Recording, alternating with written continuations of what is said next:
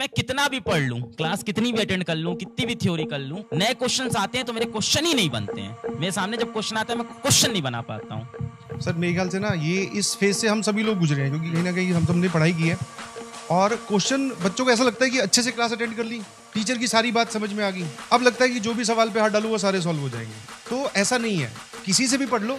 All दो dream team सामने बैठी है, आपने और भी टीचर से पढ़े होगी, किसी से भी पढ़ लो। ऐसा नहीं होगा कि कोई ये क्लेम करे कि मैं पढ़ा दूंगा सारे सवाल सॉल्व हो जाएंगे, कभी नहीं होंगे।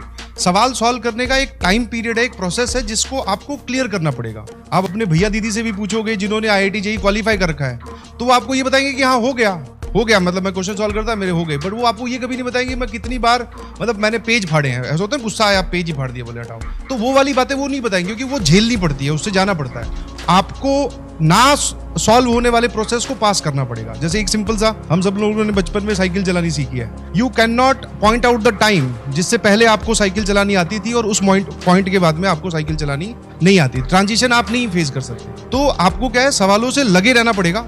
एक मूवमेंट के बाद में वो अपने आप सॉल्व होने लग जाएंगे। सवाल जो सॉल्व हो रहे हैं उनका अमाउंट बढ़ जाएगा, जो सॉल्व नहीं हो रहे जिस पे आप अटक रहे हो वो कम हो जाएगा। क्लास में बताई गई बातें सभी बच्चों को समझ में आती है। मतलब बहुत ही एक अनरियलिस्टिक डाटा है। बच्चों को लगता है कि जिनसे सवाल नहीं सॉल्व होते शायद उनको क्लास नहीं समझ में आई। नहीं जी, क्लास में जो हम बताते हैं वो सबको समझ में आता है। जैसे जैसे बताते हैं सब समझ में आता है। बट कहानी क्लास के बाद में स्टार्ट होती है कि आप क्लास के बाद में क्या कर रहे हो। आपने फिर से देखा, आप सवाल पे अटके, उसके बाद में आपका एटीट्यूड क्या है। सवाल पे अटके सवाल बंद कर दिया, बोले ठीक है सर DPP का सॉल्यूशन या फिर अगली क्लास में सर डिस्कस तो करेंगे ही, बोले तब देख लूंगा। एक दूसरा बच्चा है जिसका एटीट्यूड है, नहीं भाई इस टॉपिक का सवाल है, चलो एक बार जाके थ्योरी देखता हूँ कि कहां से पूछा गया है, कौन सी ऐसी बात है जो मैं गलत लगा रहा हूँ, या फिर हो सकता है कि सर ने कुछ और बताया मैं कुछ और ही लगा रहा हूँ। तो जितने भी क्वेश्चन आपसे नहीं सॉल्व हो रहे, मैं तो बोलूंगा अगर आपके पास क्वेश्चंस ना सॉल्व होने वाला अमाउंट ज्यादा है, that means you should be very happy, क्योंकि आपके पास सीखने के लिए बहुत सारे हैं। और जैसे जैसे आप सीखोगे आपको पता चलेगा ना कि हाँ यार, मतलब आपको क्या करना है, अल्टीमेटली अपने एरर मिनिमाइज करने हैं। आपको पता चलेगा ये वाला क्वेश्चन मुझसे नहीं सॉल्व हुआ, मैंने सारा कुछ इसको अटेम्प्ट करके देख लिया,